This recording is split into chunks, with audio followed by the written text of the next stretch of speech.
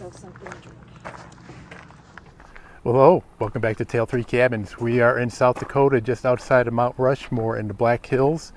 And we just got here, we got all set up. Karen is doing some laundry. I am trying to get a Wi-Fi signal or a cell signal, and it's pretty iffy. Upload speeds were terrible. And I do want to do a little bit of work and upload some things tonight and maybe tomorrow morning before we head out and do some activities. So I went ahead and made this makeshift. I brought my cell phone booster from Southern Ohio, and I've got it set up here, and I just took my best guess as to where to point it because I really have no clue where cell towers are. And I lost my phone in the Cuyahoga River just before we came out here. Got a new phone before we left and set that up, and it had a nice app on there that told you where cell towers are, but it's not on the new phone, and I don't have any Wi-Fi or cellular signal to download it. So I put this over here and I ran this cable. You have to have it about 20 feet away, and then this is a little amplifier. You put your phone in front of here, and I'm getting 4 bars, and I'm getting very, very good up and download speed. So I need to tweak it a little bit more so I can get my computer going. But that's just what we're doing right now. Karen's over doing some laundry, getting that taken care of. We're going to be here about 4 days to check out some of the sites, so why don't you stick around? Notice the picture. Look, there it is.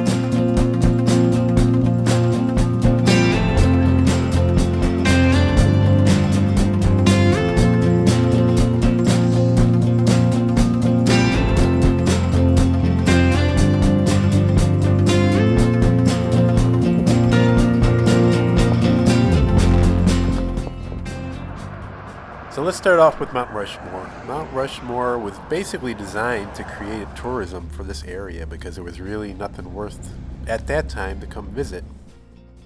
If you have a national park pass, it won't work. It's a $10 entrance fee to get you into the parking area, and once you're in the parking area, you're allowed to go and peruse around. Your ticket is good, so you can come back even a couple days later and reuse it if you want to come back at a different hour, maybe catch sunlight or sunrise or sunset.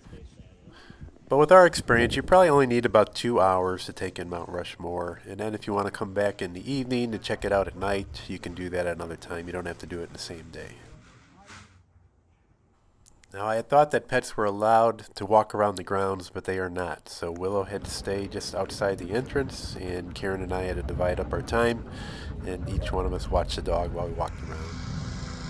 But I do recommend checking things out. Check out the little movie about the making of Mount Rushmore and the history of it. And gift shops are pretty neat. There's some old-time pictures in there during the construction of Mount Rushmore. So there's a little bit to take in. There's a couple hiking trails that you can get a couple different views of the mountainside. But I think you can get a pretty good grasp in about 2 hours of this monument area. Now, I do recommend that you come back at night and get a different view. Like I said, your ticket is still good, and it's pretty neat, especially if the weather's nice.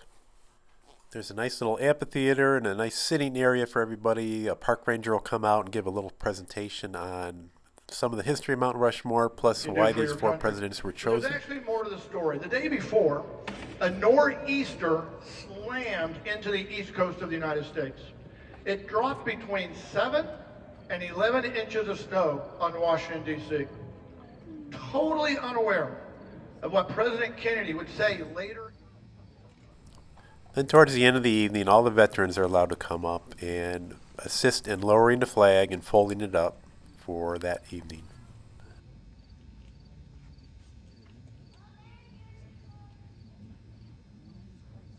Now, if you only need a couple hours to go to Mount Rushmore, I highly recommend that you go to Custer State Park. Custer State Park is amazing.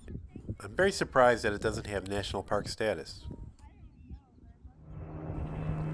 It has abundant wildlife, it has many hiking trails, it's got wooded areas, it's got open areas, it's got rocky areas, it has inland lakes.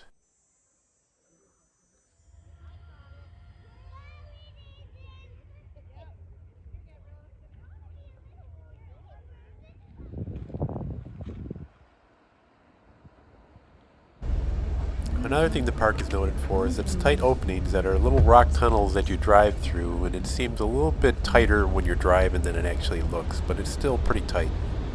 And there are definitely a lot of warning signs about towing your trailers in this area.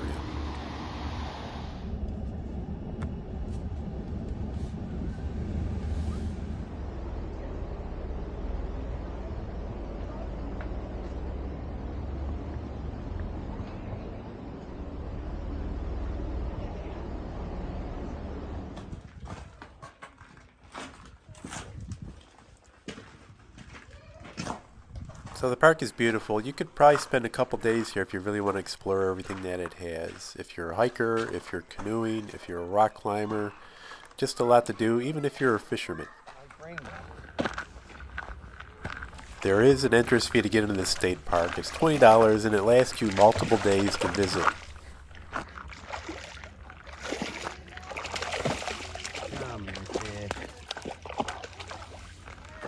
Oh, that's a nice rainbow.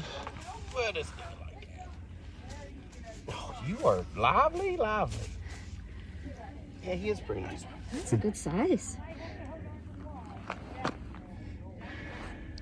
Yeah, like 16, 17.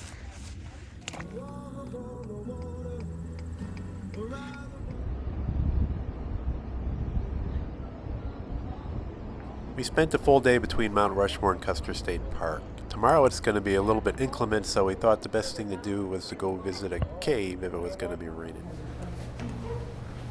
2, 3, 4, 5, 6, 7. I'll take 3 more. 8, 9, and then 1 more. Might have to split up groups, but we'll all end up in the same place. So, Wind Cave's geologic history takes us back about 350 million years ago, so a really, really long time. At that point in time, there was a shallow sea in this area, and in that sea were creatures that would leave behind their shells when they died.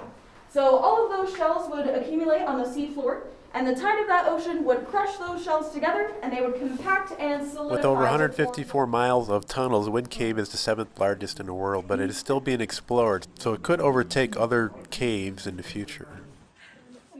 Alvin McDonald, who became enamored with this cave back in the late 1800s, made a little business out of it. He first started plotting the area out using a ball of string and a candle.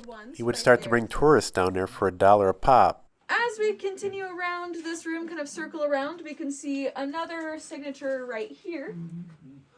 This one dated 1900. We also have another group right about here.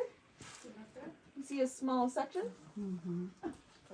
But the best example of signatures that we can see down here is on that wall right over there. You can see that big grouping. And that's dated August of 1892. So those people were down here over 100 years ago, basically doing the same tour route that we're doing now. Now, when those people came down here, do we think they had any of these concrete passageways to walk along? No. Definitely not, no. Do we think they had any of the stairs or any of the handrails we've been using? No. None of those either, no. What about, there's one other thing that I'm thinking of that maybe they didn't have. Lights, exactly. At least no modern electricity. So you can go on 3 different tours of various lengths, and it just depends how much time you have and just how strenuous you want to get. Once you see it, it's like, you can't get it out of your brain. Oh, the red line.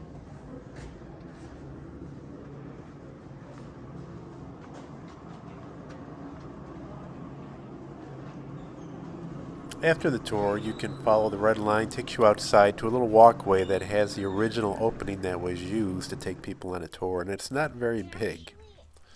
From this angle, it looks like a human could get in here. Really? Maybe you. Now, while Mount Rushmore is a sight to behold, Crazyhorse is really, I think, more incredible than Mount Rushmore.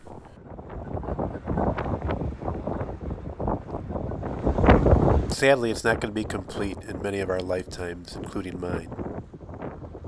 It's going to be much, much larger than Mount Rushmore. It has better technology now than when Mount Rushmore was built, so there is a lot going for it. They can use modern tools right now, but when they first started off, they used old steam engines and compressors. Make sure you attend the 30-minute movie on the origin story of this monument, because it is mind-boggling. When they first started, they were using these old pieces of equipment. They were using wooden ladders that were strapped together. They'd have to climb up these wooden ladders. If something went wrong, you'd have to climb back down to restart the equipment. Make sure they're wrong once that's done. It's about as smooth as your hands up there. And that helps prevent cracks from forming in the rock itself. These are all the problems they're having over at Mount Rushmore. Because of this process. Just like Mount Rushmore, you can come back in the evening and watch a laser show.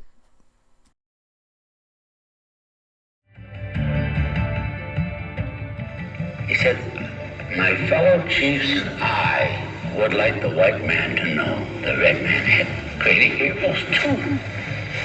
What's wrong with that? I owed my life to carve a mountain, to erase a people that once lived here for maybe 150,000 years. What an honor. What an honor."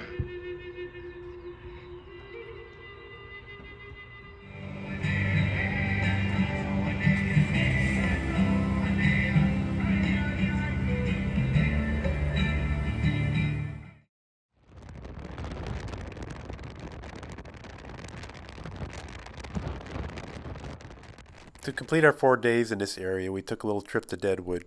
One of my first stops was the local fire department.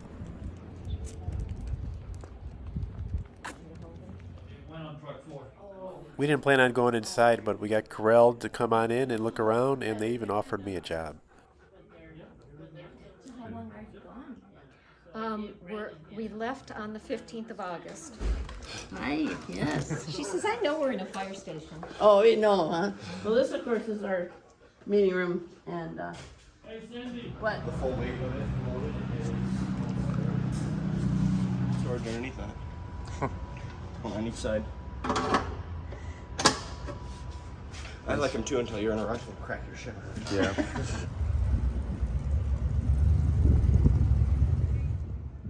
We spent the afternoon there, got a late lunch, then we came back to attend to some business.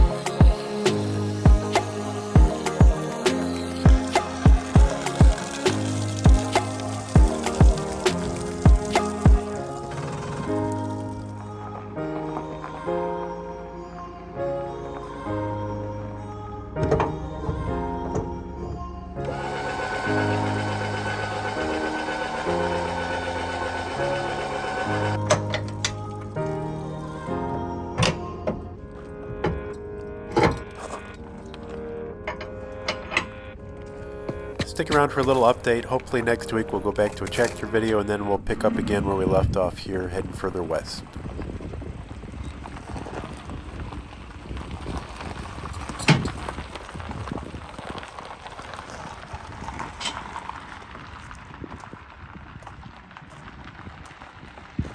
Lastly, I just want to thank you for all the comments that I got on the previous video and the well-wishing. If you're not aware, Karen came down with COVID, and then I got it about 5 or 6 days after she got it.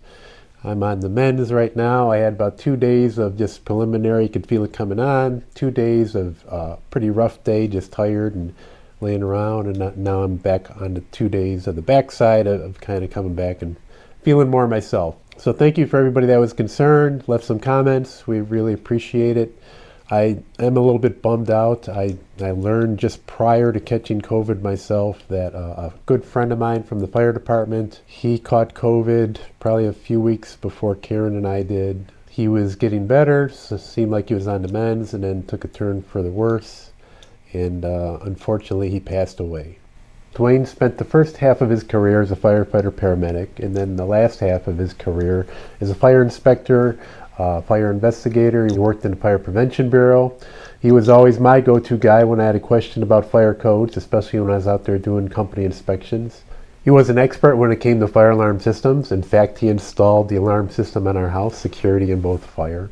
Still up and running today. Now, usually I don't get too personal when it comes to making these videos, but I just thought that I would bring this up because this virus is still out there, and I'm not trying to dictate anybody how they should run their lives or what they should do or decisions they should make, but it is a reminder that it's still out there and it's taking way too many people way before their time.